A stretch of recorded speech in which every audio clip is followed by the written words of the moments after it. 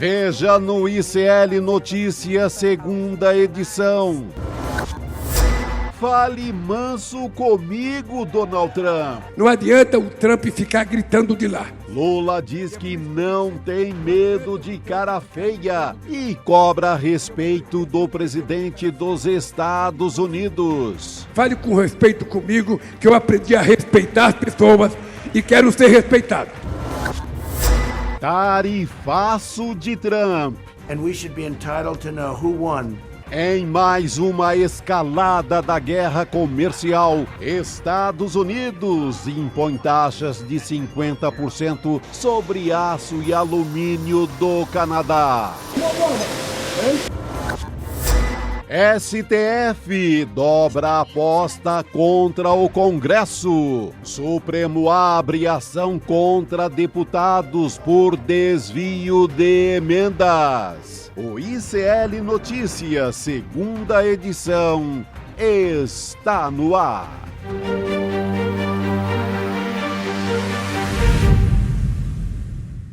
Seja muito bem-vindo, seja muito bem-vinda. ICL Notícias, segunda edição, já está no ar. Estamos ao vivo nos canais do Instituto Conhecimento Liberta, Eduardo Moreira e da Voz Trabalhadora também no YouTube. Boa noite. Aliás, boa tarde ainda, né? Dou boa tarde para alguns, boa noite para outros, dependendo de onde a pessoa está nos assistindo. Também na Pop TV, para você que nos assiste pelo Rio Grande do Sul. Chico Sá e eu já estamos a postos. Eu ainda não me acostumei com esse horário. Eu até anotei aqui, falei, hoje eu vou dar boa tarde, vou acertar. Eu vi a sua preocupação, Gabi. Boa tarde. Então, mais um boa tarde para a gente ir aprendendo. Que bom estar aqui mais uma vez. Depois de mais um ICL urgente. Agora já a todo vapor. Esse ICL dá uma aquecida na gente aqui, né? A gente entra para comentar, mas acaba ficando meio no pique do Rodrigo ali, hein? A gente ainda está no pique. Aproveitando esse pique, vamos dar boa tarde para Heloísa Vilela, que já está a postos lá em Brasília também. Isso que é boa notícia, Elô, já na largada. Isso que é boa notícia. Para não dizer que a gente não começou o programa com boas notícias por aqui, hein, Elô? Boa tarde para você. Você falou de pique, lembrou de mim, foi? O que tem a ver uma coisa com a outra? Tudo, que eu ando Elô, muito acelerada, tudo. Né, Gabi? Você está sempre no pique. Boa tarde, Chico. Boa tarde, Gabi. Sempre correndo, que nem a tarde, doida. Querido. É isso aí. Mas Elô, olha, vou te contar, terça e quarta nessa Brasília e agora que o Congresso voltou de verdade, tem muita coisa acontecendo. Tem muita coisa acontecendo, inclusive a gente está falando de Brasília, mas também com uma conexãozinha com os Estados Unidos, porque o presidente Lula hoje, ele falou grosso com Donald Trump, gente. Hoje foi... Gostei. Acaba com essa coisa de complexo de vira-lata, sabe? Fala como gente pra gente. A gente trouxe informação ontem, a gente já adiantou, olha, quarta-feira vai entrar em vigor aquela taxação do aço do Donald Trump, que nos atinge aqui no Brasil, e logo hoje o presidente Lula resolveu mandar um recado direto lá pro Donald Trump. Vamos assistir esse vídeo pra gente começar a conversar. Vamos lá. Não adianta o Trump ficar gritando de lá, porque eu aprendi a não ter medo de cara feia. Fale manso comigo, fale com respeito comigo, que eu aprendi a respeitar as pessoas e quero ser respeitado. Fale manso comigo, É isso aí, Elô. falou pouco, mas falou bem, né? Você sabe, Chico, você falou de complexo de vira-lata, eu me lembrei de uma cena que, pra mim, nunca mais saiu da minha cabeça. Eu, como você sabe, passei muitos anos nos Estados Unidos e vi várias pessoas, vários presidentes entrando na Casa Branca, sentando ao lado do presidente do momento. E foi muito forte para mim, a primeira vez que eu vi o presidente Lula na Casa Branca, ao lado, se não me engano, era do presidente George Bush, e a postura do presidente Lula foi bastante diferente do que eu já tinha visto até aquele momento. É uma postura de igual para igual, é uma postura de quem representa um país e está conversando com outra pessoa que representa outro. Não tinha nenhum deslumbre, não tinha nenhum ar assim de quem estava, oh meu Deus, estou na Casa Branca, nem de longe. Então eu acho muito interessante esse recado que ele deu agora, se a gente colocar no contexto do que está acontecendo nos Estados Unidos e o que está acontecendo aqui, porque lá As bolsas estão despencando. O Trump hoje fez mais de 100 postagens na rede social dele, tentando contra-atacar essa queda das bolsas. O mercado financeiro lá, que achou que sabia, que estava numa boa, que o Trump ia chegar e estava tudo ótimo para eles, está começando a pagar caro pelo apoio que deu a essa candidatura. Então, e aqui a gente tem, claro, um começo que ainda não é a todo vapor, mas já é uma engrenagem se mexendo rumo à eleição de 2026. E esse recado do presidente Lula, fazendo essa defesa enfática do Brasil e da soberania brasileira, é obviamente uma coisa que ele faria em qualquer situação, mas com vistas a 2026 ganha ainda mais impulso, né? Ganha mais impulso numa hora em que você pega a oposição, está toda rendida ao Trump, que era aquela turma que se diz patriota, mas está todo mundo lambendo bota, inclusive o filho do Bolsonaro, praticamente um deputado eleito por São Paulo, mas praticamente mora nos Estados Unidos, lambendo a bota do Trump o tempo inteiro, do Elon Musk. Então o Lula vem num contraponto muito importante, até para separar as coisas de quem é patriota mesmo e quem não é. Mas eu estou muito curioso, Elu, para saber qual a posição dos governadores de Minas Gerais, o Zema, de São Paulo, Tarcísio de Freitas, e de outros estados que estão totalmente aliados ao Trump, quando começarem as novas tarifas. Você pega, por exemplo, Minas Gerais e São Paulo, tem quase 70% dos produtos que serão taxados pelo Trump. O Tarcísio vai continuar com aquele boné da campanha do Trump, exaltando, ou vai defender o estado de São Paulo? Ou vai defender o Brasil? Estou curioso para saber. Exatamente. E nesse sentido é que também nos Estados Unidos tem muita coisa que o Trump está querendo fazer que está dando água, porque os países que estão sendo afetados pelas tarifas, especialmente a China, estão escolhendo a dedo que resposta dar. Por exemplo, a China está focando no agronegócio dos Estados Unidos para acabar com essa base de apoio ao Trump lá. Né? Então, tá respondendo com taxação sobre esses produtos, fazendo de uma forma bem pensada e bem focada. Então, eu acho que isso daí vai mudar muito a equação. A popularidade do Trump está despencando e já virou muito pouca diferença. Mas o número de pessoas que condena a administração dele até aqui já é um pinguinho maior do que as que apoiam. Isso 2 meses de governo, 2 meses e 10 dias, 15 dias, né? Então, assim, não é à toa que ele fez 100 postagens hoje na rede social dele, porque parece que bateu o desespero, né? Bateu, Elo. Eu vou aproveitar que você puxou esse assunto, né, por conta dessas medidas do Trump. E agora, a gente vai falar sobre isso também, tem muito para falar sobre o Trump ao longo do programa, mas ele aumentou a taxação contra o Canadá também. E sobre essa história da desaprovação, é a primeira vez na história, a gente vai trazer aqui dados de um estatístico estadunidense, o Nate Silver, que calcula a média de diversas pesquisas de popularidade em relação ao Donald Trump. Então, essas medidas agora do Trump levaram à desaprovação do presidente superar a aprovação pela primeira vez desde que ele assumiu, desde que ele sentou na cadeira. Então, o gráfico que ele publicou nas redes é o seguinte, o Nate Silver, eu estou falando aqui, né, do estatístico. Então, esse é o gráfico que a gente tem. A desaprovação, olha só, vai subindo, a gente vê que é a primeira vez que supera um pouquinho, né, 48,1% de desaprovação, em comparação com a aprovação, 47,9%. Então, já dá uma diferença, ainda que pequena, é a primeira vez que isso acontece, já chama a atenção. Parece que o cenário está começando. E é muito pouco tempo, né, Gabi? É muito pouco tempo. E ele apostou nesse espetáculo diário, espetáculo permanente ali, 24 horas, transmitindo ali do Salão Oval, esculhambando o presidente de outras nações, espetáculo permanente, igual ele fazia na televisão.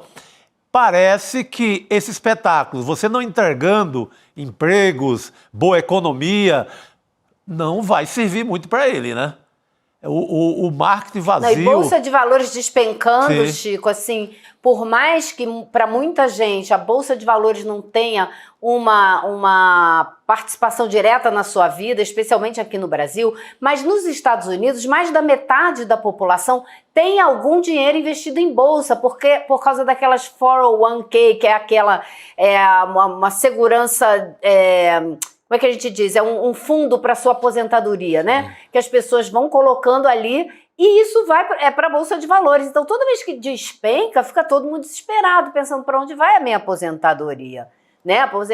Dinheiro privado, mas para aposentadoria. Então, afeta diretamente o sentimento das pessoas com relação às perspectivas futuras e com relação ao que o governo está fazendo.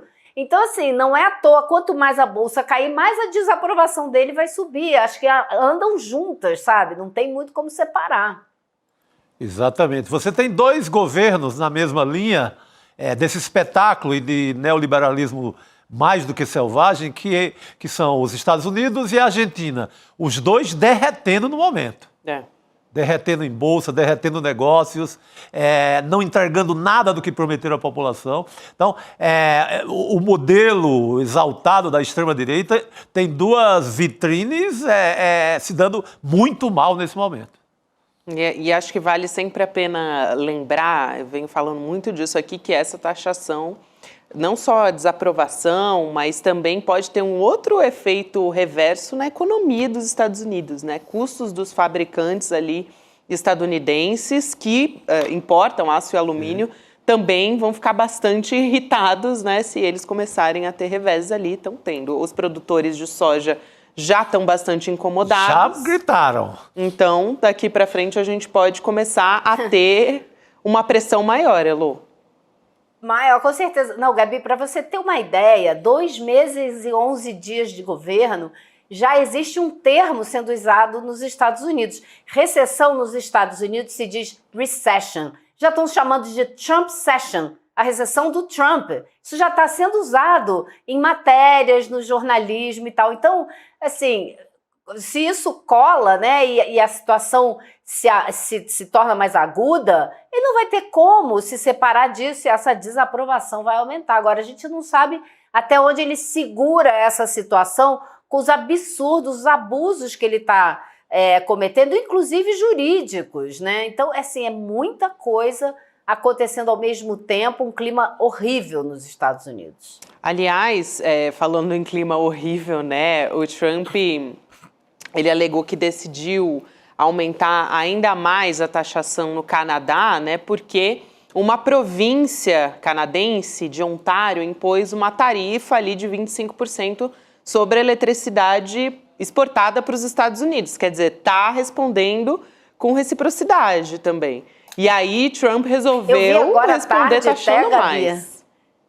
Eu vi agora à tarde que a província de Ontário até anunciou que vai tirar essa tarifa para poder dialogar. Então foi assim, fazendo um pouco do que o Trump faz, né? Anunciando uma tarifa super alta para dizer, não, então quer conversar? Então tá, então vou tirar a tarifa, vamos conversar. E assim vai. Haja tempo para conversar com o mundo inteiro, como eles estão sendo obrigados a fazer por causa da confusão que eles estão criando no mundo, né? Agora imagina, ali, né? Imagina se você é um empresário dos Estados Unidos, que mexe de alguma forma com esses produtos que estão aí na mira do Trump. Como é que você vai montar o teu comércio ali, teu plano de voo no dia seguinte, na semana? Como é que você vai pensar no futuro minimamente? Então, está causando uma bagunça. Imagina o pessoal que recebe essa energia que vem de Ontário, né, que é na fronteira ali norte dos Estados Unidos, e que depende dessa energia para movimentar a sua fábrica. Ele não sabe no dia seguinte se a energia vai custar 25% mais caro. Sim. E claro que isso vai afetar a composição do preço do produto dele.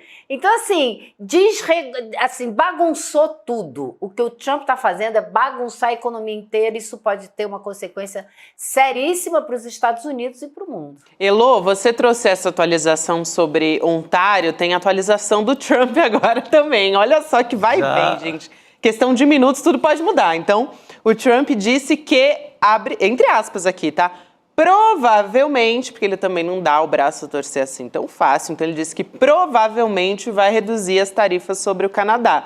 Então, o Canadá respondeu do mesmo jeito que Donald Trump costuma responder, E aí o Trump Volta já está atrás. dizendo, tudo bem, pode ser que a gente recue também. Mas, Elu, você, Elu, que teve quase 30 anos nos Estados Unidos, é possível governar assim? Seja você de direita, de esquerda, seja de que viés for. Como é que se governa dessa forma, né? Com essa agenda do caos diária? É dificílimo, mas ele fez isso, não com essa profundidade, mas ele fez um pouco disso no primeiro mandato que ele teve. Foram 4 anos, você podia apostar. Ele começava a criar uma notícia muito estapafúrdia, que tomava conta da mídia, não sei o quê. Vinha uma medida que ninguém estava esperando e que passava meio desapercebida. Mas era batata, era criar uma confusão aqui para apagar um incêndio que já estava vindo ali. Agora não, ele está fazendo a confusão o tempo todo com tudo. Né? Assim, os cortes que ele está promovendo na saúde, né? Dinheiro para educação, tudo que ele está fazendo ao mesmo tempo, isso eu nunca vi. A gente não consegue nem projetar o buraco em que isso vai jogar a economia dos Estados Unidos. Um país que já estava enfrentando uma série de dificuldades, isso não vai facilitar nada, só vai piorar, como já está acontecendo. Então, assim, o fim desse governo pode deixar os Estados Unidos numa situação assim, 20 anos, dinheiro para pesquisa de doenças, de câncer, de Alzheimer, pesquisa científica, isso tudo está parando, está parando. Então, enquanto isso, tem China e outros países investindo e crescendo e descobrindo novas coisas, então vai deixar os Estados Unidos. A destruição é rápida, construir demora. A gente sabe muito bem disso porque a gente viu 4 anos de governo Bolsonaro mais 2 de Temer. A destruição, o terra arrasada que se encontrou aqui nos ministérios todos foi uma coisa inacreditável. Numa economia do tamanho dos Estados Unidos, que é um carro-chefe da economia mundial, você para pensar o que pode ser isso. Exato, e eu estava dando uma olhada aqui sobre como tá também as bolsas despencando lá nos Estados Unidos, tem ameaça de greve também, né, Lu? A notícia mais recente que eu estava dando uma olhada aqui é de que as bolsas americanas pedem mais de 4 trilhões de dólares desde a posse do Donald Trump. Então, e tem aquela história da recessão também que o próprio Donald Trump vem puxando, né, Chico Sá? E isso está também deixando, né, são perdas trilionárias, gente, a gente está falando desse tamanho, assim, então é uma preocupação grande também. E desmonte total do Estado. A agências reguladoras, ou equivalente a agências reguladoras lá, o Elon Musk está passando por cima de tudo.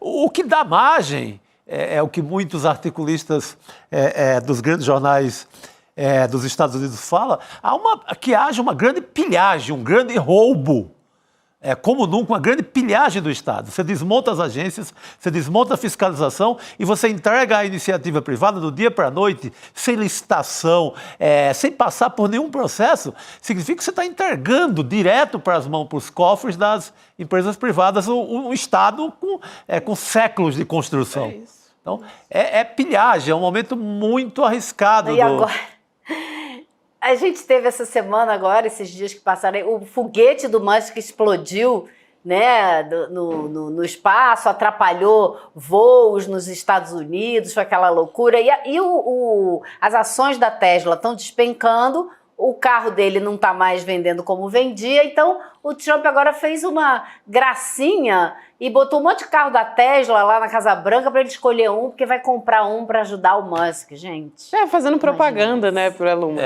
Usando o Estado também para um fim desse, né? Exato.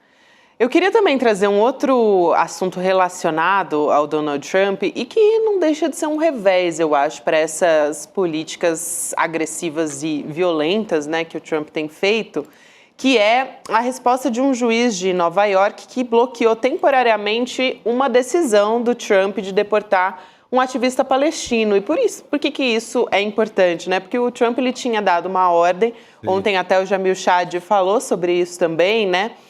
Contra o Mahmoud Khalil, que já estava indo contra, né? Estava desafiando a justiça porque esse líder estudantil, ele tem um green card vigente, então isso nem poderia acontecer, né, Elo? Ainda assim, é uma espécie de revés ali, porque o Trump, ele quer estar acima, de certa forma, das leis também, né?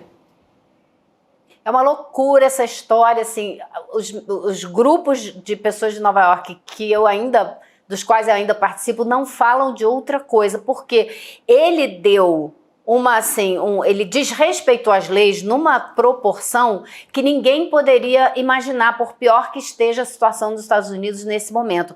Esse rapaz, ele terminou o mestrado no fim do ano passado, ele é casado, a mulher dele está grávida de 8 meses, no sábado a polícia da imigração apareceu na casa deles, disse que ia levá-lo, a mulher dele correu, eles estavam na porta do edifício, a mulher dele correu em casa, pegou o green card dele e mostrou, olha só, mas ele é um residente, ele não está aqui num visto de estudante, ele é um residente dos Estados Unidos, ele tem os direitos todos de defesa da lei, ser defendido pela lei dos Estados Unidos, de trabalhar, todos os direitos de um cidadão, só não pode votar.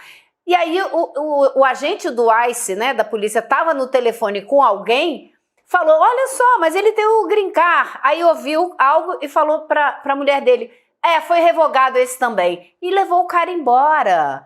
Ele foi transferido para uma penitenciária na Louisiana. Então ele não está nem no estado onde ele morava, onde a mulher dele, grávida de 8 meses, mora. Então agora apelaram para a justiça, o juiz negou a deportação dele, porque ele já ia ser deportado, e o advogado dele também está pedindo para que ele seja levado de volta para Nova York. E tem um monte de manifestação na rua e na internet pela libertação do Mahmoud Khalil, né? Teve protesto na Columbia University, que é onde a faculdade a qual ele está ligado. Inclusive, ele mora num apartamento da universidade, onde foi catado lá pela imigração, né, pela polícia da imigração. Então, assim, um caso muito absurdo, que você começa a ver como que esse governo está disposto a desconsiderar qualquer lei que passe na frente dos seus objetivos. Né? Isso não é mais uma democracia, né? Exato. Eu queria também, Chico, não sei se você quer comentar essa história, mas tem também o cessar-fogo, né? A gente vem falando aqui, teve toda aquela história do Donald Trump no final de semana passado, na verdade na sexta-feira, né, que ele basicamente humilhou o Zelensky em público na Casa Branca, e agora parece que o conflito ali entre Rússia e Ucrânia pode chegar ao fim, pelo menos por um tempo, mas a verdade é que, com esse acordo de cessar-fogo, os Estados Unidos retomam a ajuda militar, é disso que se trata, né, Lu? E também até ajuda humanitária à Ucrânia. Depois que os países assinam um acordo, a Ucrânia aceitou, então, essa proposta que é dos Estados Unidos para um cessar-fogo. Esse cessar-fogo ele é imediato, de 30 dias, com a Rússia, só que não tem prazo ainda para começar. Então, a proposta ainda precisa ser aprovada, né, pela Rússia. Por que será, Elô? Ainda não tem, porque ainda não combinaram com os russos, né? Só faltou combinar com os russos. Falta falar com um cara ali de perto da Ucrânia, né? Exato, com o vizinho. Fala com o vizinho da Ucrânia. Mas, imediatamente, eu vi uma manchete agora no New York Times, os Estados Unidos já cancelaram toda a ajuda financeira e militar para Kiev novamente, né? Porque, já vai ter cessar-fogo, então suspenderam. Vamos ver se finalmente essa guerra acaba, né? Porque eu acho que o essencial é que isso aconteça. No momento atual, assim, acho que o Zelensky entregou o país dele para a Europa e para os Estados Unidos, não vai sobrar muita coisa. Agora, a população precisa de paz, né? A população da Ucrânia precisa de paz. Fora tudo que a gente possa discutir a respeito dos absurdos, né, dessa situação, que não são poucos os aspectos, mas eu acho que o essencial é isso. A população ucraniana nunca quis essa guerra, né? A população russa provavelmente também não. Então, o que a gente precisa para o trabalhador russo e ucraniano é de sossego, fim desse conflito. Que coisa, né, Lô? A gente fala aqui o tempo inteiro dessas indas e vindas. Por exemplo, eu estou olhando aqui o documento oficial, né, da presidência aqui da Ucrânia, falando eu estava aqui falando da ajuda militar e também humanitária, né? E foi discutido nessa reunião entre as delegações, né? A importância dos esforços ali entre os países e de ajuda humanitária como parte do processo de paz. Então, durante o cessar-fogo, para isso acontecer, eles precisam, né, enfim, entrar em acordo sobre isso também. E além da própria ajuda humanitária, também estavam os militares. A Elo já traz uma atualização sobre isso, quer dizer, o tempo inteiro a gente está vendo mudanças, né, idas e vindas em relação aos Estados Unidos. Você piscou, você perdeu, Chico. Sim, não, e você vê acordo sendo desfeito, né, em um segundo, então eu acho que o cenário de apocalipse que a gente vive é nesse tom aí, nesse ritmo. Olha só, a gente tem agora aqui, a gente está falando sobre Estados Unidos, tem um outro assunto que é bem importante, ligado às nossas relações internacionais, mais especificamente sobre alguém, né, uma indicação, Eduardo Bolsonaro para a presidência da Comissão de Relações Exteriores da Câmara. A gente está discutindo muito isso no dia de hoje. E ele é justamente um dos filhos do Jair Bolsonaro, quem tem gastado muito dinheiro público para ir para fora do Brasil, né, uma maratona para os Estados Unidos e para outros países também, para pedir até para o governo Trump para que se intrometam, essa é a palavra, em assuntos aqui do Brasil, principalmente relacionados ao Supremo Tribunal Federal. Então a gente vai conversar com o deputado Lindbergh Farias, que é líder do PT na Câmara. Deputado, seja muito bem-vindo. Boa noite. Boa noite. Eu estou aqui no meio, viu? Prazer estar falando com vocês, viu, Chico? A Luiz, hoje estou com a Luiz aqui. Estamos no meio do fogo aqui. Eu a gente está numa luta para impedir. Fala, Chico. Não, estou vendo que você está posicionado na guerra aí, tá no front. Então eu vou aproveitar, como eu acompanhei o dia inteiro essa movimentação para tentar impedir que o Eduardo Bolsonaro se torne o presidente da Comissão de Relações Exteriores da Câmara, eu queria lhe perguntar se existe alguma maneira disso acontecer, porque eu ouvi na Câmara hoje, não tem jeito, eles têm a primeira escolha, mas também ouvi gente dizendo o PL está dividido, nem todo mundo no PL quer Eduardo Bolsonaro na presidência da Comissão de Relações Exteriores. Então, gostaria que o senhor me desse uma luz aí. Em que pé que está? Qual é a temperatura aí no Congresso? Olha, é uma crise muito séria. Eu quero explicar a vocês a dimensão do que está acontecendo. Você sabe que, na hora que o Bolsonaro foi denunciado, eles começaram uma blitzkrieg, várias ações no sentido de desacreditar o Supremo, Alexandre de Moraes, e decisões contra a soberania nacional. Primeiro, eles conseguiram aprovar, isso é muito grave, uma articulação toda conduzida pelo Eduardo Bolsonaro com o Partido Republicano. Engraçado que ele mesmo foi contando as articulações. E eles aprovaram na Comissão Judiciária, o que equivale a uma Comissão de Constituição e Justiça aqui no Parlamento, uma lei que era uma lei dirigida contra Alexandre de Moraes. Era uma lei que tinha um nome. Lei sem censura nas fronteiras. O que dizia essa lei? Que a autoridade estrangeira que de alguma forma cercear a liberdade, censurar empresas norte-americanas ou indivíduos norte-americanos, eles são penalizados.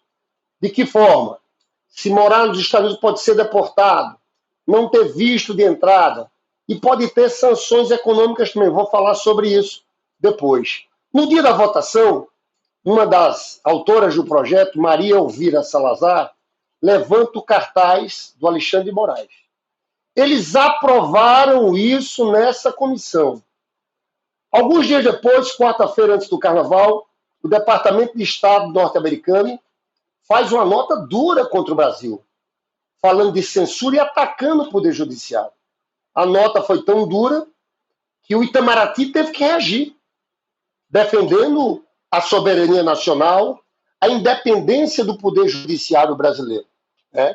O que as pessoas não sabiam, e a gente descobriu, é que essa nota do Departamento de Estado norte-americano sai uma quarta, mas na sexta-feira, quem esteve lá participando de uma reunião com o responsável do Departamento de Estado norte-americano para o hemisfério ocidental, um sujeito chamado Michael Kozak, foi Eduardo Bolsonaro. Então, Eduardo teve na sexta, aquele departamento vem com essa posição na quarta-feira.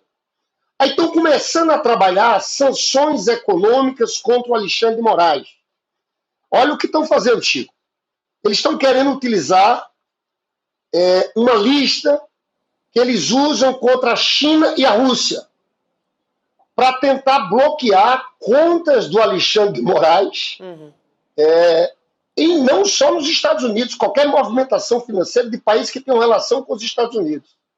Eu falo tudo isso para dizer a gravidade. Fala, Luísa.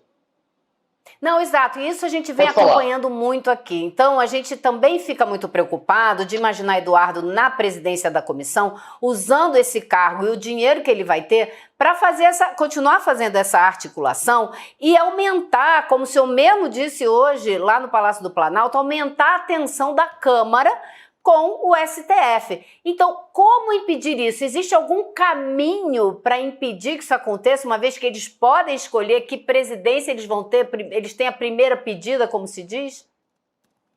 Olha, é uma crise que eu falo que está ligado à soberania nacional. Eu volto a dizer, a gente vai ter um presidente de uma comissão, de um poder independente, do poder legislativo, que, na verdade, não vai estar defendendo os interesses nacionais. Ele vai estar defendendo a turma do Trump. Tarifa, no momento que todo mundo se defende contra as tarifas, as posições do Trump. Qual é o problema? O Supremo entendeu aqui. Então, onde é que a gente está apelando agora? Nós fizemos toda essa denúncia, eu entrei com um processo junto com o Rogério Corrêa para caçar o passaporte dele, porque é um crime de traição nacional o que ele está fazendo. Né? Mas o que aconteceu? Agora, o Supremo, falar a verdade, está em pé de guerra com tudo isso. Para o Supremo, a escolha do Eduardo Bolsonaro para a CREDEM, para a Comissão de Relações Exteriores, é uma provocação. Porque, volta a dizer, ele está trabalhando para criar no Supremo e algumas figuras, em especial no Alexandre de Moraes, um bloqueio gigantesco. Então, agora, a gente começa a ver que líderes do Centrão começam a perceber que, se deixarem o Eduardo Bolsonaro virar presidente, estão comprando uma briga também com o Supremo Tribunal Federal. Porque o desespero deles é a prisão do Bolsonaro. Então, eles querem, de todo jeito, criar uma crise internacional, utilizando uma potência estrangeira, utilizando os Estados Unidos, para impor retaliação aqui. Isso é muito grave. Eu já sei, inclusive, de gente do próprio PL que está preocupado com isso. Está defendendo que o nome seja outro nome do PL e não seja o nome do Eduardo Bolsonaro. Então existe margem para negociação aí. Existe margem por causa do Centrão e por causa dessas pessoas também. Você veja, o presidente do PL é o Valdemar Costa Neto. Eu não sei se está favorável a isso. Né? Eu acabo de ver agora uma decisão do Alexandre de Moraes permitindo o encontro do Valdemar Costa Neto com o Bolsonaro, que estava proibido. Tem muita coisa acontecendo agora. A definição de tudo isso vai se dar na quinta-feira, vai ter uma reunião do Colégio de Líderes e as comissões vão ser montadas até terça-feira. Eu acredito que a pressão agora não é só com a gente. Eu acho que o parlamento está sendo colocado da seguinte forma. Não é só o PL. Os partidos. O presidente da Casa, no seguinte sentido: vocês vão tomar uma medida que é uma afronta ao Supremo como essa, porque ele tem essa obsessão. Ele usando a comissão para continuar essa viagem, ele está praticamente morando nos Estados Unidos. Sim. Eu entrei com esse pedido de apreensão do passaporte deles. Pois é, e a PGR não se pronunciou, né, deputado, sobre esse pedido também que o STF pediu. Que eu acho que é um bom sinal. Mas que a PGR está examinando. E é bom porque deixa a espada em cima deles aqui, né? Assim que eu tenho dito o seguinte, eu tenho dito até com o pessoal do PL aqui: coloquem Eduardo Bolsonaro, vai ser o presidente da CREDEM sem passaporte.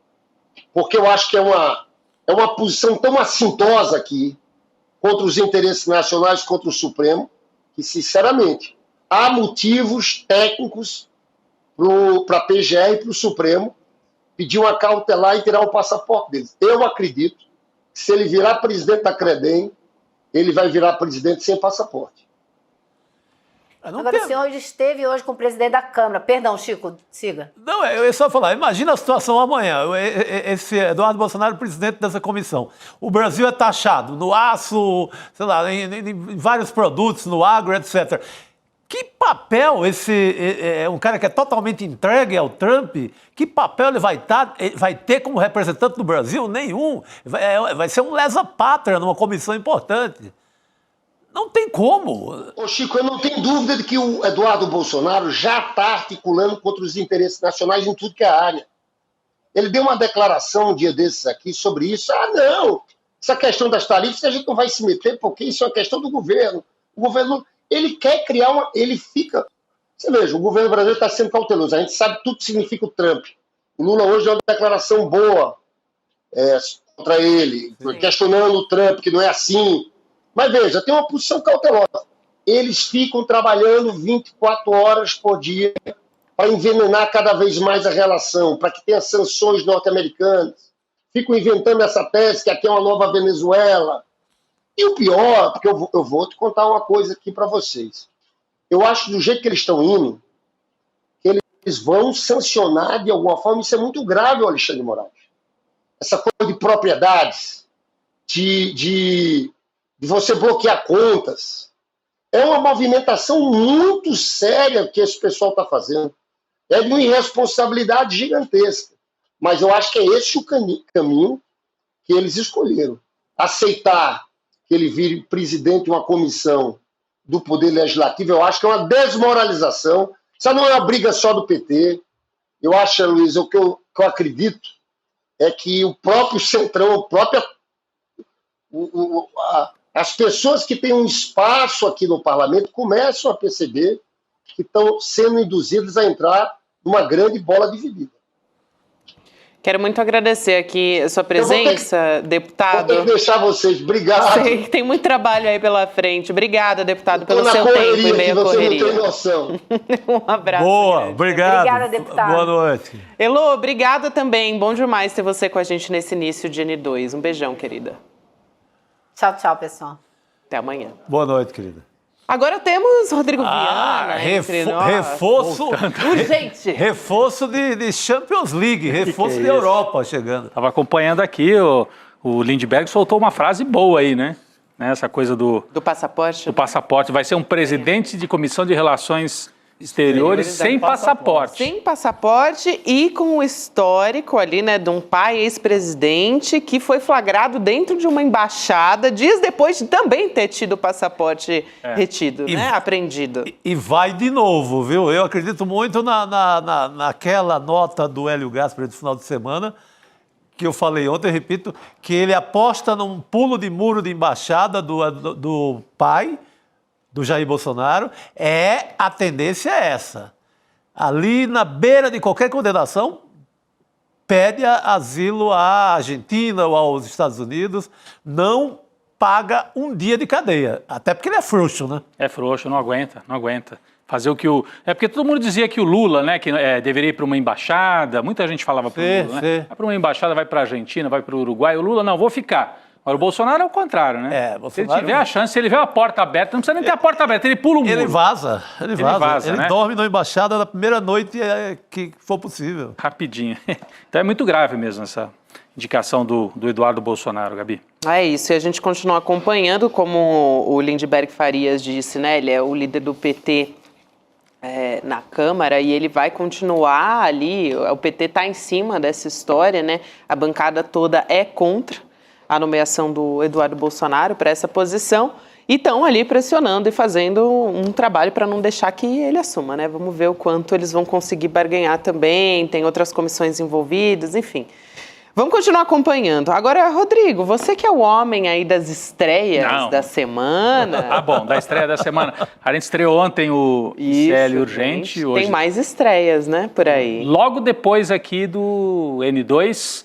estreia do Precisamos Conversar. Olha, eu gostei demais, hein, gente? Porque a gente está falando de mulheres. Assim, mulheres, a gente está vendo aí na tela a nossa thumb, né? A nossa imagem, vamos dizer assim, do Precisamos Conversar, que é o nosso novo programa da casa, que está estreando hoje, dia 11, depois do ICL Notícias segunda edição. Então você fica aqui com a gente, na sequência você já acompanha no comando da Juliana Baroni, tem a Nina Silva, a Márcia Tiburi, a Sara Zara, também a Sucena, quer dizer, tem ali um conflito bom, né, no bom sentido da palavra, um conflito de ideias e debates entre todas elas. Eu tô assim super ansiosa para acompanhar o primeiro programa do Precisamos Conversar. Olha, e a pauta do primeiro programa é muito quente. Você não pode dar spoiler, né? Mas eu estou proibido. Estou tentado, mas estou proibido. Poxa vida. Daqui a pouquinho, gente. Daqui a 50 minutos. Dá para esperar. É isso, mas a gente vai discutir, só para dar aqui uma ideia para as pessoas acompanharem. São temas da atualidade, né? Discutido por essas mulheres que são de áreas diferentes, especialidades, vivências diferentes. Então, super importante, né? Mas na política, olhares, que tem o filtro de comportamento, filosofia. O que é que aquelas decisões implicam dentro de casa, nas famílias, no dia a dia, na vida das mulheres, principalmente.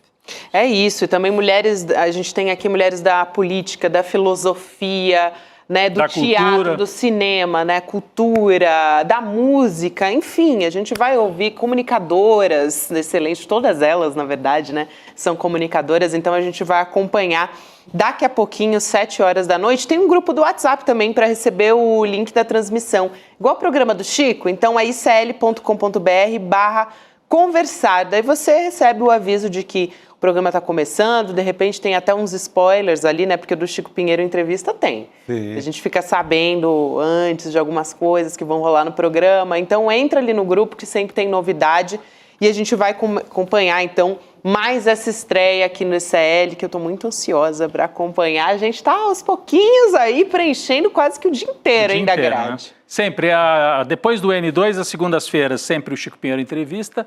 Às terças-feiras, sempre o Precisamos Conversar. Quarta-feira, Provocação Histórica. Então, a gente tem aí Só papo cabeça. Só, né? Papo bom, né? Assim, papo com variedade, bom, bastante variedade.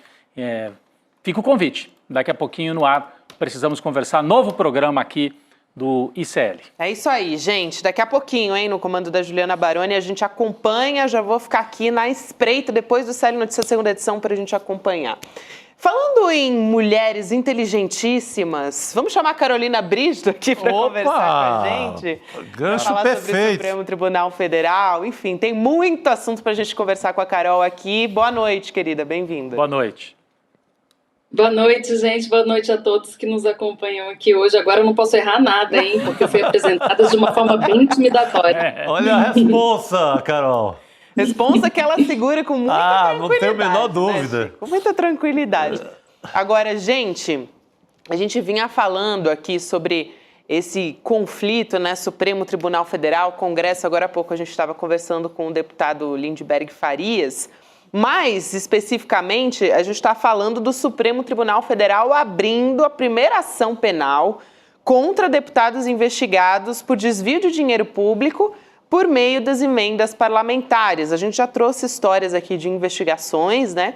Desde fevereiro o STF estava mantendo uma relação, vamos dizer assim, estável, mas esse conflito já é bastante antigo, junto com o Congresso. E o ministro Flávio Dino aprovou o plano de trabalho apresentado pelos parlamentares. Só que o tema das emendas parlamentares, né, viu muita prioridade ali entre os ministros e eles, né, os ministros do STF, decidiram tornar réus os 3 deputados do PL acusados de corrupção passiva e organização criminosa envolvendo emendas parlamentares. Um caso que a gente trouxe aqui, sim, que envolve o Josimar Maranhãozinho, do PL do Maranhão, também o Bosco Costa, do PL, todos do PL, né? E o pastor Gil também. Então, agora a gente tem essa notícia aí, por unanimidade, entre os ministros do Supremo Tribunal Federal. Carol, acho que é uma decisão bastante importante a respeito das emendas, né? Porque a gente estava vendo ali uma verdadeira farra nos últimos anos. E vem no mesmo momento. Se a gente puder trazer outro assunto, talvez, para a Carol também comentar, no mesmo momento, né, Gabi e Chico, em que a Câmara se prepara para colocar o Eduardo Bolsonaro como presidente da Comissão de Relações Exteriores, que pode se transformar numa afronta ao próprio Supremo, especialmente o Alexandre de Moraes, né? Então, esse desenho, esse xadrez aí, como é que fica, né? De um lado, deputados denunciados, né, investigados, e de outro lado, o Eduardo Bolsonaro à frente da comissão, né? Gente, nos últimos anos a gente tem visto todo momento de trégua, todo momento de paz na relação entre o Supremo e o Legislativo é uma paz muito provisória, é uma trégua muito temporária. E isso aconteceu agora, na última semana. A gente viu que o ministro Flávio Dino ele aceitou essa proposta do Congresso Nacional sobre tornar mais transparentes e mais rastreáveis as emendas. E aí, por conta disso, liberou o pagamento de emendas desde que o Congresso cumprisse essa decisão, que já tem anos que o Supremo tem repisando essa tecla. As emendas precisam ser rastreáveis, precisam ser transparentes, o processo precisa ser absolutamente republicano, porque não dá simplesmente para distribuir dinheiro pelo Brasil afora sem saber para onde ele vai, da onde ele vem e qual o motivo desses gastos públicos. Certo, aí todo mundo achou que tinha ali uma bandeira branca hasteada entre os dois poderes e quando chega hoje vem esse novo foco de atrito. O que acontece? Agora o STF, apesar de ter liberado o pagamento das emendas, vai começar a correr atrás dos malfeitos, dos casos de emendas liberadas que na verdade configuraram corrupção. Não tem outro nome para essa prática. Nesse caso específico, o que aconteceu? Os parlamentares, eles por meio de lobistas, eles pediam uma propina para, em troca, as prefeituras receberem emendas. Então, isso não é um caso isolado. No STF tem cerca de 80 investigações de desvio em uso de emenda parlamentar. Então, certamente, isso vai ser um novo foco de atrito entre Legislativo e Supremo Tribunal Federal. Não tem data para acabar essa treta, gente. Gente, olha a quantidade de casos, né, que o STF pode vir a julgar. Então, realmente não tem data para acabar. Não, essa questão das emendas viraram uma verdadeira indústria. Você tem vários escritórios montados, teve aquele caso no Sul, né, de agentes que pagos pelas prefeituras para viabilizar emendas. Tinha até contrato. Não é mais uma questão parlamentar, um deputado libera, não. São escritórios montados, educadamente a gente pode chamar escritórios de lobby, mas isso não é lobby, né? Isso é, sei lá, atravessador, corrupção, como a Carol nomeou corretamente, mas montou-se uma indústria das emendas. Muito sério, o Flávio Dino bateu firme e agora tem que continuar. Agora é interessante porque esse caso que foi aberta a ação penal dá para a gente uma pista da próxima briga do Supremo com o Congresso Nacional. Ministros do Supremo, de forma reservada, têm dito que o próximo passo é diminuir o volume pago por emendas. Então não adianta só normalizar e rastreabilizar as emendas. É preciso diminuir a quantidade de dinheiro que é escoada por meio do duto de emendas. Por quê? Se tem milhões de reais sendo pagos em emenda, isso dá mais brecha, dá mais margem para que essas propinas sejam pagas dessa forma, porque tem dinheiro sobrando, né? Então, nesse caso, era mais de R$1 milhão em propina que estava sendo negociado com as prefeituras. Nesse caso específico, o próprio prefeito denunciou a abordagem à Polícia Federal. Mas e todos os outros casos que os prefeitos, de fato, recebem essas propinas, né? Então, tem dois pontos. Um é evitar o pagamento de propina com tanto dinheiro rodando dessa forma, e o outro o problema é o seguinte, os parlamentares tiveram um poder muito maior com esse pagamento de emendas na hora de negociar com as prefeituras. E aí está pulverizando todas as políticas públicas. Você não tem uma centralização de política pública. Agora vai ser tanto dispensado para a saúde nos municípios, tanto dispensado para a educação. Fica a critério da discricionariedade dos parlamentares que vão liberar essas emendas, decidir quais são os municípios que vão receber tratamento privilegiado. Então, esse tipo de política pública decidido por meio de emenda está sendo muito combatido pelo STF, na minha opinião, com razão, porque não é uma política pública geral do país. É uma política pública que atende a interesses locais dos parlamentares e das prefeituras em busca de dinheiro público. A Carol estava falando, me lembrou aquela operação da Polícia Federal, né, contra o orçamento secreto. Acho que 2022, a cidade mais banguela do Brasil, o que mais fazia, né, ali serviços que pelas emendas teriam arrancado os dentes da humanidade toda daquela cidade, né? 540 mil dentes, deixa eu ver aqui, eu peguei aqui rapidinho, 39 mil habitantes e o município tinha extraído 540 mil dentes em 2021. Só em 2021, tá? Esse tipo de absurdo. Também de emenda, a gente tem que lembrar, e eu lembrei porque aqui o Emerson de BH, aqui no chat, perguntou, cadê o Arthur Lira? Porque de repente diziam que o homem ia ser ministro, que ia ser primeiro-ministro, que ia mandar da República, desapareceu, né? Tá sumidão. Então, tá sumidão, uma boa pergunta do Emerson. Mas eu lembrei do Arthur Lira, que também teve aquele caso de emenda gravíssimo que deu no caso da robótica. Teve outro caso na Bahia agora, que dinheiro foi atirado da varanda. Isso. Sacolas de Só pra gente relembrar alguns, né? Só para ter uma imagem assim mental nessa hora. Excelente, excelente.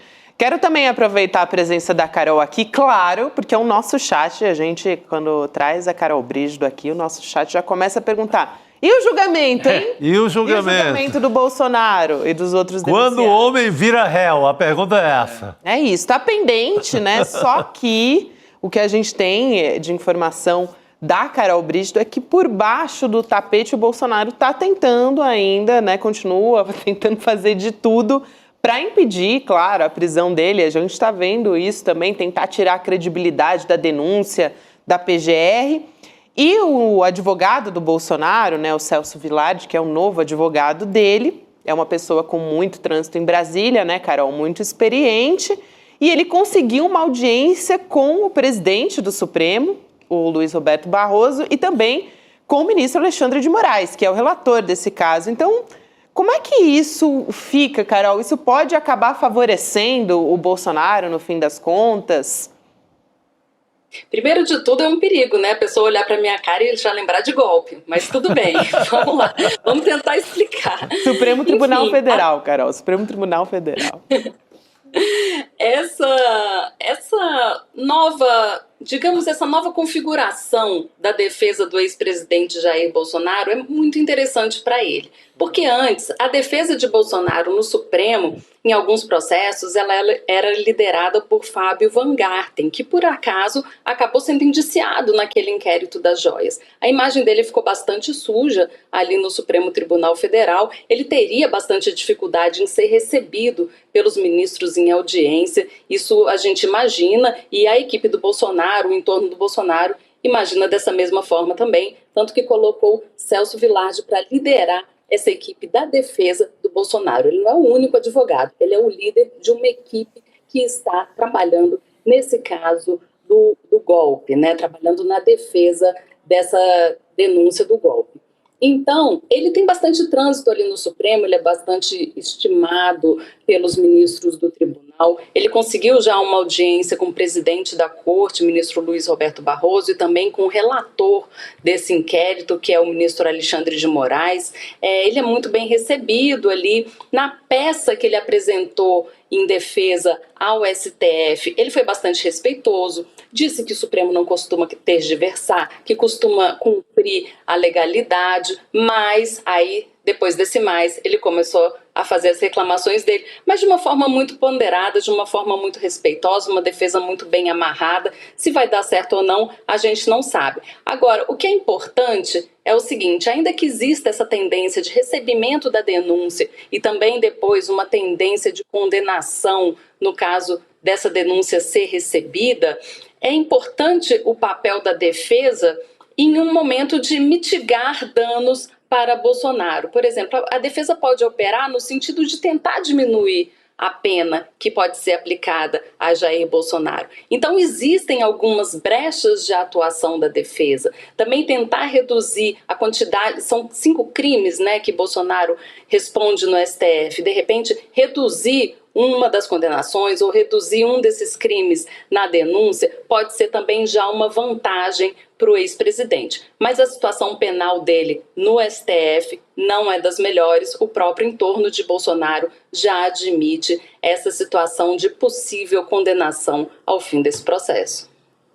Não é à toa que está tentando de tudo, né? Não, eu acho que tem esses encontros de advogados, tem advogados que trabalham junto ao Supremo assim, décadas, são bem recebidos, porque tem uma relação cordial com os ministros. O julgamento é outra parada.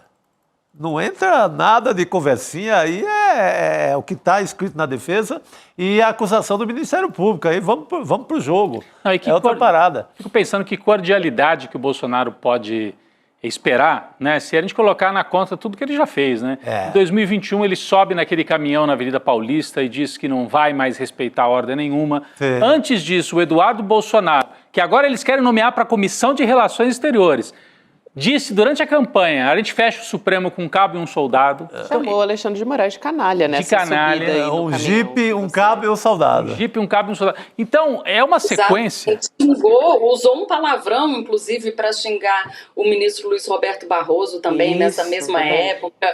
Mandou fechar o Supremo, fez e aconteceu, xingou todo mundo, disse que não ia cumprir decisão judicial. Então, é claro que a situação de Bolsonaro dentro do Supremo, os ânimos não estão favoráveis a ele. Só que essa postura do advogado, de uma forma respeitosa, isso ajuda, sabe? Ajuda, inclusive, ali na tramitação do processo, ajuda na interlocução, porque se coloca alguém que é ideologicamente muito ligado ao bolsonarismo para defender Bolsonaro de uma forma apaixonada, tão apaixonada quanto ele se expressa em relação ao STF, poderia piorar a situação dele ali no Supremo, ali no processo. A gente viu isso no julgamento dos acusados, né, naqueles julgamentos iniciais do pessoal que foi lá para a praça e quebrou tudo.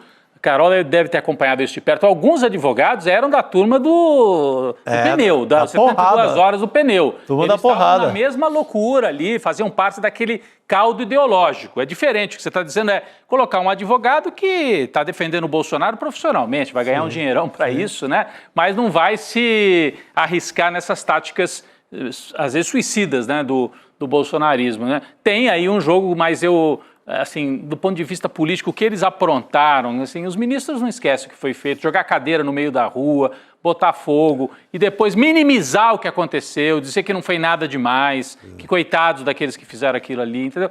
Tá tudo muito desenhado, né?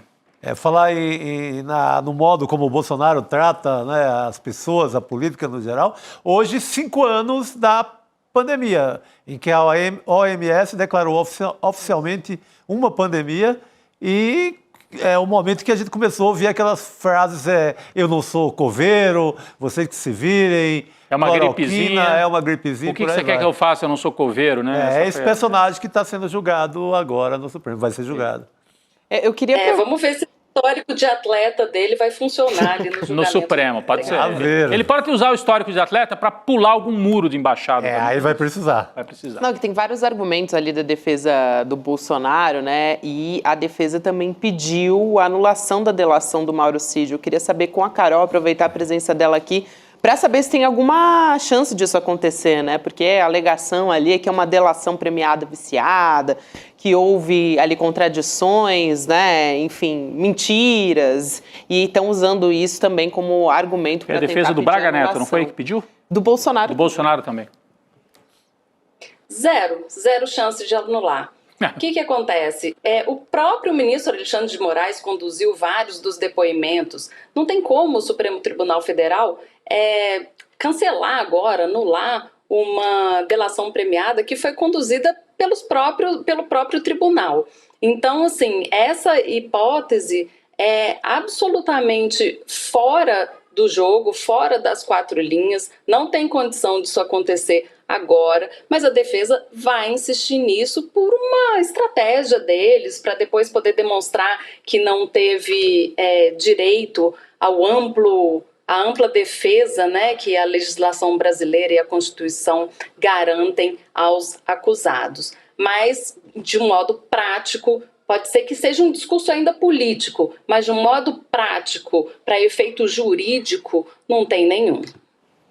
Então, estamos falando aqui com uma especialista, com alguém que tem experiência nisso, uma preocupação a menos em relação ao julgamento. Bom, vamos nessa então. Carol, obrigada demais por hoje, um prazer sempre receber você aqui. Valeu, obrigado, Carol. Boa noite, querida. Obrigada, queridos. Até a próxima. Boa noite a todos. Noite. Até mais. A gente aqui estava falando agora há pouco de Estados Unidos, né? Vamos voltar o nosso olhar de Brasil para os Estados Unidos de novo, gente? Mas para um personagem mais interessante do que o Trump, pelo menos pro meu gosto. Alívio, né, Essa Rodrigo? é a contramão total do Trump, né? Para a gente dar uma aliviada nesses assuntos relacionados a Trump e à extrema-direita também, porque, olha, já lá atrás já tinha gente, né? Na luta ali pelo ativismo dos direitos humanos e também das pessoas negras. O Muhammad Ali, a gente está falando aqui mais uma vez, ele que usou muito a imagem dele, ele tinha ali uma proeminência, né, na televisão, enfim, estava no rádio, em todos os lugares à época, e trazendo a imagem dele para poder falar, né, de ativismo, para poder defender, para se colocar também, para não fazer parte do que ele não concordava ali à época e para enfrentar os Estados Unidos, né, o governo dos Estados Unidos. Então a gente vai ter a oportunidade de conhecer mais sobre a história dele com a filha. Ela conversou com o Eduardo Moreira e o Edu disse, ele comentou que tem trechos ali exclusivos dessa conversa com a Mariam Ali, que, aliás, também é ativista, também é socióloga, também traz a própria história dela, que carrega a história da família, né? E imagina só trazer a história do pai dela também. Que ela não viu e ouviu em casa, né? Aprendeu em casa, né? Esse cara sensacional, né? Um cara que, em 67, ele é banido dos esportes porque se recusou a ir para a guerra do Vietnã. Foi um daqueles que resistiu. O governo da Casa Branca caça todos os títulos dele. É como se ele não tivesse tido uma luta, como se ele não fosse lutador por conta do seu posicionamento. Então é tudo retirado, ele só recupera em 71 que a Suprema Corte devolve o que lhe é de direito. Mas é caçado, ele é banido, ele vira persona não grata da Casa Branca. E ele que nasceu como Cassius Clay, né? O nome de batismo dele era Cassius Clay, e ele adota depois o Muhammad Ali e adota também o islamismo como uma forma de resistência cultural, religiosa também, mas cultural, até para dizer, os brancos, né, geralmente nos Estados Unidos, são cristãos, ou na maioria protestantes, alguns católicos, então era uma forma de dizer, olha, eu não sou do mesma turma, do mesmo time. Ele dizia que eu tinha nome de branco, ele falava que Cassius Clay é nome de branco, eu não quero ter nome de branco. Aí ele assume o Muhammad Ali, e a filha dele conta parte dessa história, Mariam Ali. Ela traz parte dessa história, ela vai contar mais sobre a trajetória dele, além dessa que a gente já conhece, né? Conhecer ali dos bastidores do centro familiar do Muhammad Ali. Então, acho que é uma oportunidade única que a gente vai ter nesse domingo. 16 de março, vai ser 8 horas da noite, então dá aí um segundinho, coloca aí cl2.com.br no seu navegador ou então aponta o seu celular para a tela, a gente tem um QR Code. Para você se inscrever, vai levar 2 segundos e você vai ter a oportunidade de acompanhar essa entrevista, essa história que, olha, acho que não tem nenhum lugar, né? Só aqui mesmo no ICL. Então, talvez seja o momento mais alto, assim, que o esporte chega como algo que não diz respeito só à bola ou sobre a luva de boxe. É uma hora que o esporte sai para o jogo e movimenta a história. Eu diria que o doutor Sócrates também, né? Aí na democracia corintiana é outro momento importante. É isso. Mas ele abre alas na história, assim, como um momento, né, que o esporte vai para a guerra. É isso, e aí tem a questão do antirracismo, do antimilitarismo. Isso. Dos Panteras Negras ali. Tudo isso. Isso aí. Então garante a sua vaga em icln2.com.br. Vai ser agora no próximo domingo, 16 de março, 8 horas da noite. E, gente, falando em Estados Unidos, posso trazer uma atualização aqui a respeito de Donald Trump? Olha, Ele assim, foi, voltou? assim, Rodrigo, você pisca, já tem uma novidade a respeito dessa E qual é a nova atualização aí das tarifas? O Donald Trump desistiu de dobrar a tarifa sobre o Canadá. Lembra que eu tinha contado aqui? Foi para lá, veio para cá. Ele subiu para 50%. Aliás, no ICL urgente a gente foi a abertura do programa, foi isso. Exatamente. Aqui também a gente falou na abertura do ICL Notícias segunda edição que estava ali ensaiando talvez um recuo. De fato, agora ele recuou dessa retaliação, ameaça do presidente dos Estados Unidos, então, portanto, também diz respeito à província de Ontário, né, que estava fazendo uma cobrança em energia exportada, voltou atrás, disse, olha, Trump, vamos então negociar, usou a mesma cartada do Donald Trump, né, foi para cima e depois falou, vamos conversar. E aí o Trump agora voltou atrás também, então, nessa tarifa de 50% ao Canadá. Então, mais um capítulo, mais um recuo do Donald Trump. Mas é uma aposta, eu vi até o Chico comentando com a Heloísa Vilela, né? Como é que se pode governar assim, né? Porque é uma aposta permanente na instabilidade. O Lula ganhou a eleição em 2022 falando isso. Vamos voltar à normalidade, previsibilidade, etc. A gente está vendo o que está acontecendo com os mercados lá nos Estados Unidos. 2 dias de queda no mercado, né? Caindo as ações, principalmente na Nasdaq, que são as ações de tecnologia, mas no geral caindo as ações porque o mercado fica sem parâmetro. E o que as pessoas precisam na hora de decidir investimentos é previsibilidade e parâmetro. E o Trump está jogando contra isso tudo e ele mesmo aposta em recessão, né? Ele mesmo faz essa aposta nas tarifas que vai gerar inflação. Então, parece que está construindo uma espécie de caos que vai se voltar contra ele. Vocês mostraram aqui a pesquisa. Já começa a haver pesquisa em que ele tem mais desaprovação do que aprovação com 1 mês no governo. Então é demais, né, Gabi?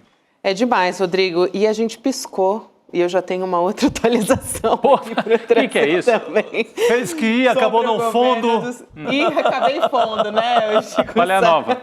A nova é Estados Unidos confirmando tarifa de 25% sobre o aço e o alumínio do Brasil a partir de quarta. Então, portanto, amanhã não só o Brasil, né, mas outros países também. Tem um comunicado da Casa Branca que acabou de sair dizendo que essa medida vai entrar em vigor para todos os parceiros comerciais, não tem exceção, não tem isenção. Acabou de sair aqui um comunicado, Chico. O Lula, quando fala grosso e forte hoje lá em Minas Gerais, um pouco depois ele visita a Gerdau, na cidade de Ouro Branco, Minas Gerais, que era ao contrário dos entreguistas, dos Eduardo Bolsonaro da vida, já uma forma para dizer, todo lado de quem vende aço para os Estados Unidos, todo lado dos produtores, dos empresários do Brasil, para sinalizar que nessa guerra vai ficar junto dos empresários.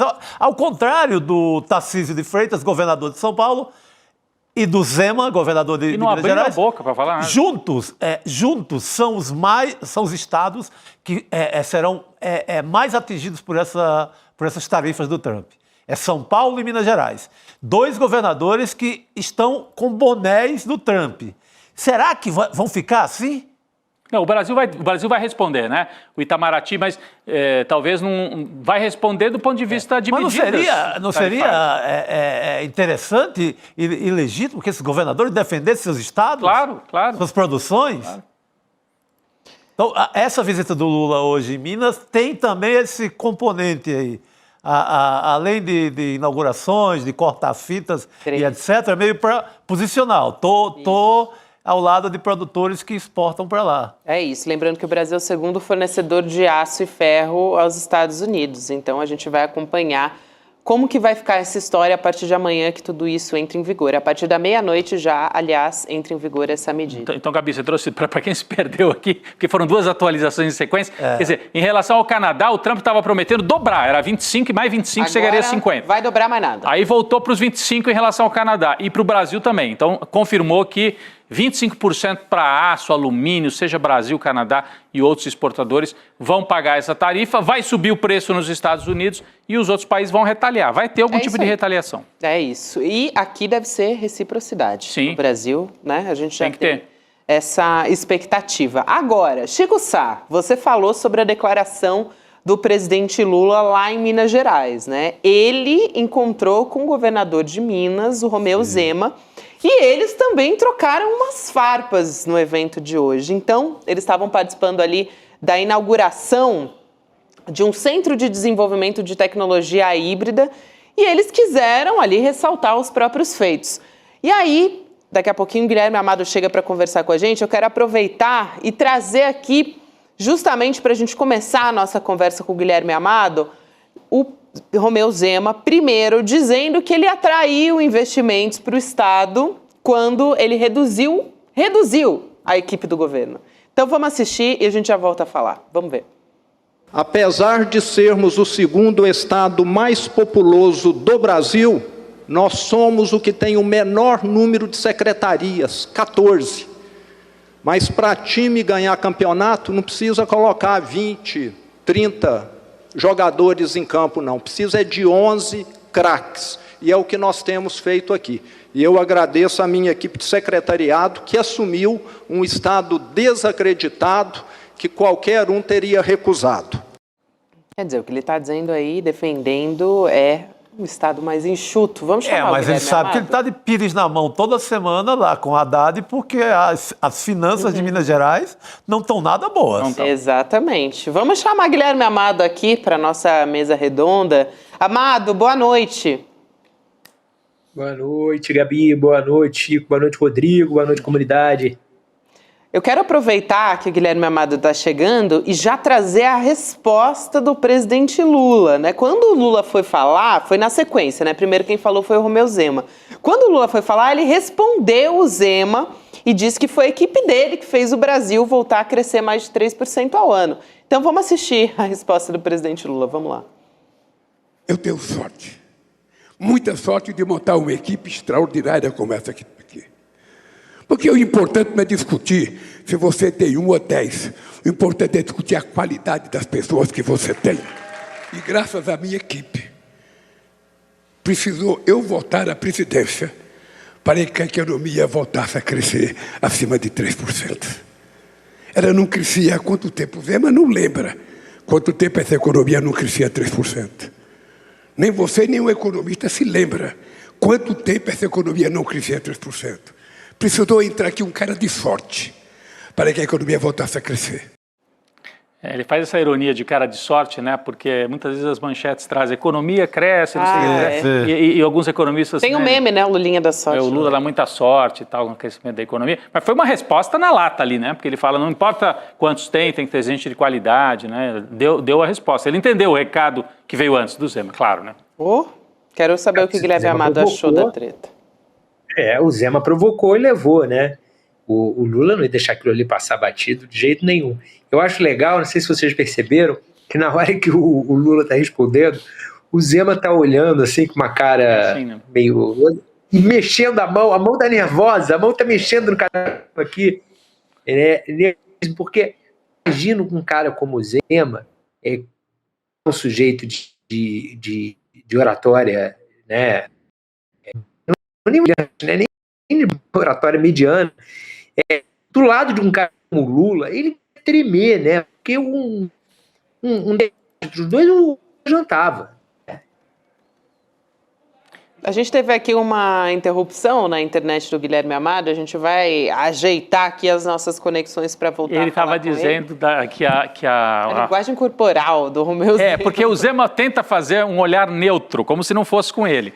Assim, o olhar fica neutro, mas os dedos se mexem nervosamente e ele está sentindo que o Lula... E o Lula vem com aquele jeito, né? De fala de sindicalista na porta da fábrica, né? Exatamente, né? Você e vai na ênfase. Ele fica até vermelho, né? Quando ele está falando assim... E fala assim, o Zema não deve lembrar de quando cresceu 3%, porque a turma do Zema é Paulo Guedes.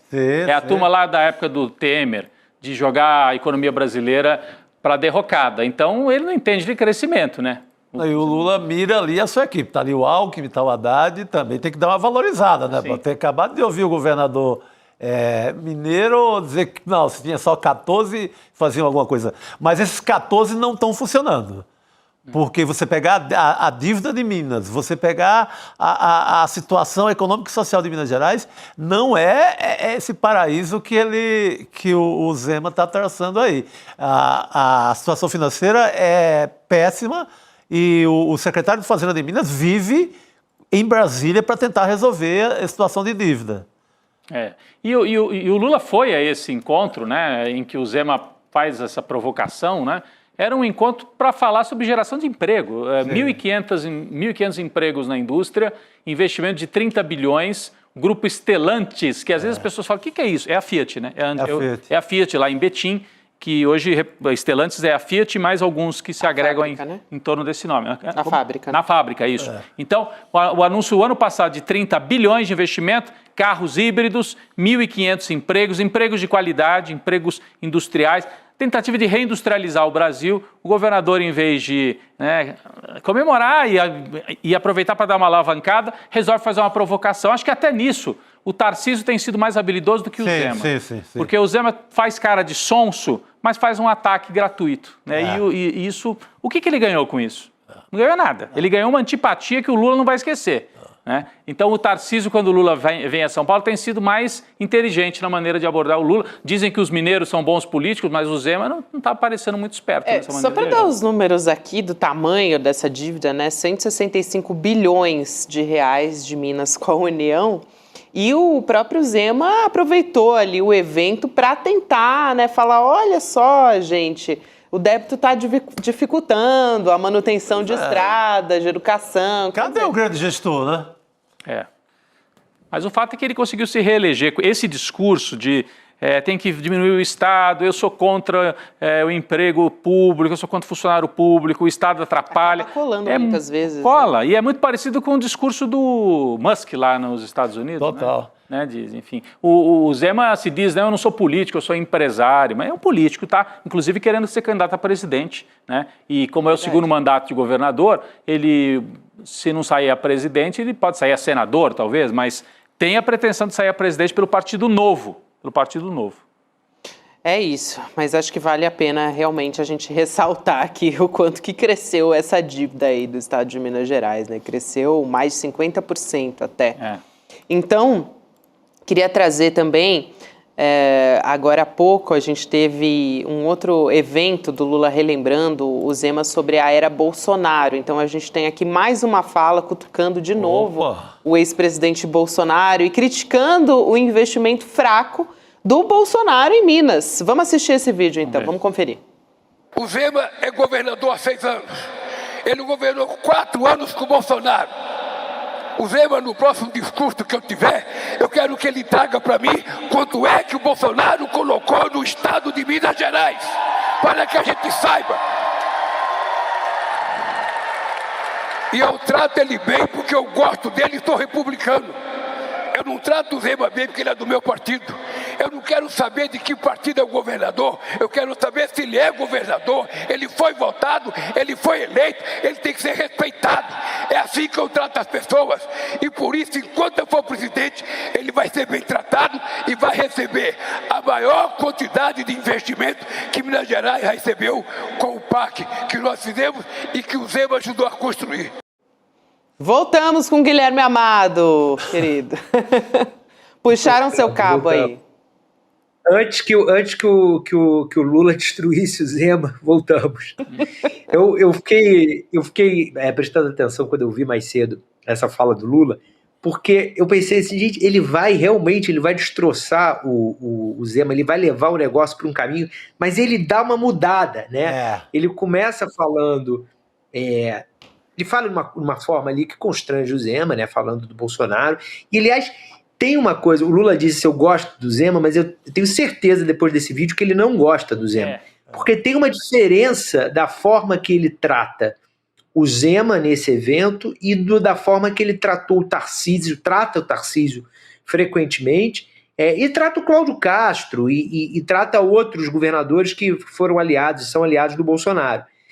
Ele nunca fez isso que ele fez hoje com o Zema com os outros. E eu acho que aí tem uma resposta a uma situação que o Zema criou. Porque de todos esses que eu citei, o Zema é o único que tem batido no governo. Né? Você não vê o Tarcísio batendo no governo, você não vê o Cláudio Castro batendo no governo, você não vê o Ratinho Júnior batendo no governo, mas o Zema, volta e meia, ele puxa umas brigas, até eu acho que com um objetivo de tentar se sobressair nacionalmente. né, de aquela coisa do pequeno que briga com o grande, né, e aí aparece na briga. Não sei se eu tá acho que é um tendo pouco muito essa efeito estratégia não, né, do Zema. Amado? Que a estratégia é, Oi? né? Não sei se está tendo muito efeito, né? Que a estratégia é. Agora, se está funcionando, eu acho que não está muito, não, né? Eu acho que pro Zema, ele aparece um pouco nessa circunstância para o eleitor bolsonarista mais radical, porque o cara deve olhar o Tarcísio não briga com o Lula, né? Você não vê o Tarcísio criticando, o Tarcísio não faz uma oposição ao Lula. Não vou nem falar do Cláudio Castro, enfim, que é outro estilo. Agora, eu acho que o Zema deve dar uma empolgada nessa turma de ser o cara que está ali. Agora é isso que o Chico falou, né? De um lado briga, no outro passa o Pires. Porque não tem condição. Governador no Brasil, de uma maneira geral, não dá para ser de oposição, nem em São Paulo. Assim, o Tarcísio não é oposição ao Lula porque ele concorda com o Lula, não. É porque é a forma que a nossa federação que você não consegue ter o governador realmente fazendo um embate ali firme. Não tem como. Porque sempre vai ter o medo de ter uma retaliação, que justiça seja feita, o Lula não faz. Não fez isso em momento nenhum com nenhum desses que eu citei. A gente já tinha comentado aqui a diferença, realmente, você falou a diferença da maneira como o Lula trata o Bolsonaro e o Zema. Aliás, o Bolsonaro não, o Tarcísio, ato falho meu, né? Mas eu dizia o contrário, a diferença é como o Tarcísio trata o Lula, né? O Tarcísio, você não vê no evento que teve aqui em São Paulo para o túnel, né? Aquele túnel de Santos para o Guarujá, o Tarcísio fazer nenhuma provocação desse tipo. O Zema fez questão de fazer a provocação. Né? Tem até umas risadinhas, uma coisa, né? assim, que deixa até o Tarcísio meio, assim, numa saia justa com os eleitores do Bolsonaro. E o Zema foi oportunista, ele pegou um tema que a imprensa, no geral, adora, que é a questão de enxugamento, como se a Minas cumpre todas as obrigações fiscais, tem uma máquina enxuta, que isso dá manchete. A gente sabe que isso é música, é Mozart para os mancheteiros dos jornais no Brasil, porque gostam muito desse assunto. Ele vai no oportunismo e leva, né? Levou de volta, é isso. Agora, tem uma outra história, além dessa que a gente está trazendo aqui, né? Enfim, dessa treta, vamos dizer assim, e do Lula falando mais alto com o Zema, que é a discussão sobre quem vai assumir a presidência do PT, né? Continua agora que a Glaze está assumindo um cargo no governo Lula. Então, ontem a gente comentou no ICL Notícias segunda edição a respeito de uma discussão que aconteceu na casa dela, porque tem um desentendimento entre alas do partido ali, né? Tem gente apoiando dentro do partido o nome do Edinho Silva para assumir a presidência do PT, tem uma outra parte que não. O fato é que o presidente Lula, Amado, continua apoiando o nome do Edinho. Como é que tá essa história? As eleições internas vão acontecer logo, né? No início de julho, ainda dá tempo aí para ter bastante embate, bastante discussão. Mas como é que tá essa história? Enquanto não houver outro candidato posto, é o Edinho o cara, apesar dessa resistência. A questão é que a gente está em março. Essa eleição é em maio, né? Então, você vai ter daqui até lá muito tempo, se continuar o clima desse jeito, para essa ala resistente ao nome do Edinho construir um outro candidato. O que pode evitar isso? O Lula, publicamente, dizer que ele considera o Edinho Silva o melhor nome para presidir o PT. Mas o Lula não fez isso até agora. E aí é uma coisa, é um estilo clássico do Lula, que já foi muito explicado por quem convive com ele, por quem trabalha com ele diretamente, que é a coisa de querer ver o conflito acontecer, não por gosto pelo conflito, mas para ele ter uma síntese daquilo. Então ele faz isso entre ministros, né? Por que ele deixa, até agora, ultimamente, isso diminuiu, mas deixou muito tempo, por exemplo, o Fernando Haddad e a Glaze discordando publicamente, quando a Glaze era presidente do PT, sobre alguma questão de política econômica. Ele faz uma tese, ele vê uma tese e uma antítese ali para ele tirar uma síntese. Historicamente, o Lula sempre fez isso. E agora, algumas pessoas do PT me disseram que novamente percebem que veem isso acontecendo. Então, eles acham, as pessoas com quem eu falei, que ele vai demorar um pouco mais a tomar uma posição pública pelo Edinho. No momento que ele tomar, muito provavelmente, essa briga acaba. Mas ele estaria esperando ver como que as coisas se acomodam e a própria capacidade também do Edinho de driblar essas adversidades, porque isso vai ser também um sinal da capacidade dele de liderança no partido, né? Muito bem. Então, a gente ainda tem um tempinho aí, né? O Amado estava falando, estava vendo aqui, Amado, que seria, só para confirmar aqui, né? A eleição seria... né? 6 de julho, seria isso mesmo? É mais tempo ainda. Eu fiquei na dúvida quando eu falei se era maio ou se era junho. Julho eu não lembrava de ser, não. É julho, então? Dia 6 de julho, pelo que também o Ricardo Gouveia, nosso editor aqui, está confirmando para a gente também, então pedir a ajuda dele para a gente poder confirmar. Obrigado então tem um tempo ainda, né? Ô, Para Gabi, poder fazer essas tratativas. Posso trazer uma atualização? Claro. A Gabi agora há pouco trouxe 2 sobre o Trump. Ih, lá Aí a vem. gente está falando de Tarcísio. Sabe onde é que o Bolsonaro teve hoje? São Paulo. Não foi na Papuda, e nem em nenhuma embaixada. Foi em São Paulo. E olha o que ele falou, posso trazer? É a atualização de agorinha.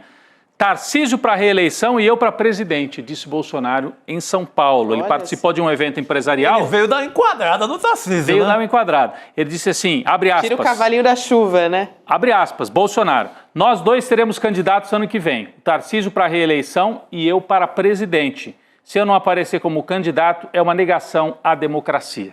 Aí ele faz todo o discurso. Ele viu aquela capa de Veja vendendo Tarcísio, né? Que é a capa clássica da Veja, que é o caçador de marajás que se atualiza a cada ano. Que dá um azar danado. Todo mundo que eles lançaram miserável, o Aécio, dá um azar para todo mundo. Mas ele acho que ele sentiu ali, porque por mais que... E a matéria nem é tão publicitária. A capa é que né? Aquele estilo estético da publicidade da Veja vendendo um candidato. A matéria é honesta, tá ali, contando das chances do Tarcísio e tal, bem honesta.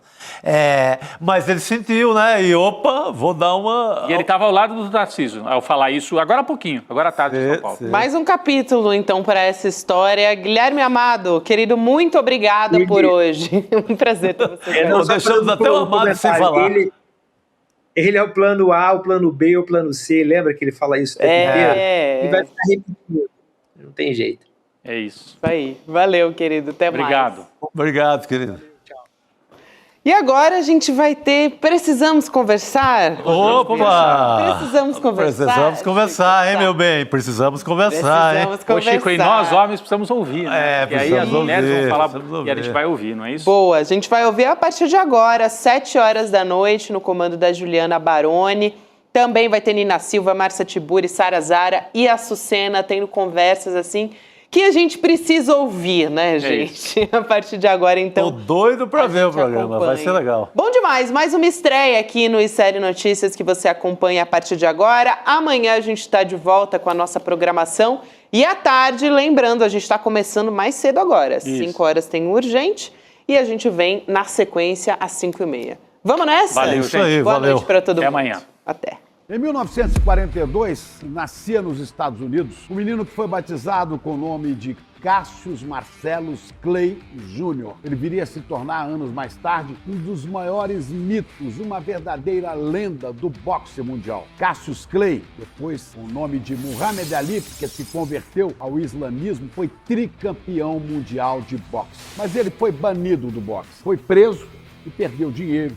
Perdeu prestígio para muita gente, simplesmente porque se recusou a fazer parte das tropas norte-americanas que foram lutar no Vietnã. Ele dizia que havia coisas mais importantes a resolver no seu próprio país e que não iria atacar nações pobres do outro lado do mundo.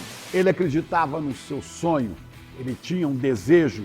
Muhammad Ali, uma figura gigantesca, vai ter sua história contada aqui no ICL, por nada mais, nada menos do que a filha, Marion Ali, que agora está conosco para contar essa história. Você não pode perder, domingo 16 de março, a partir das 8 da noite, uma apresentação gratuita pelo YouTube, nos canais do ICL Notícias e Eduardo Moreira.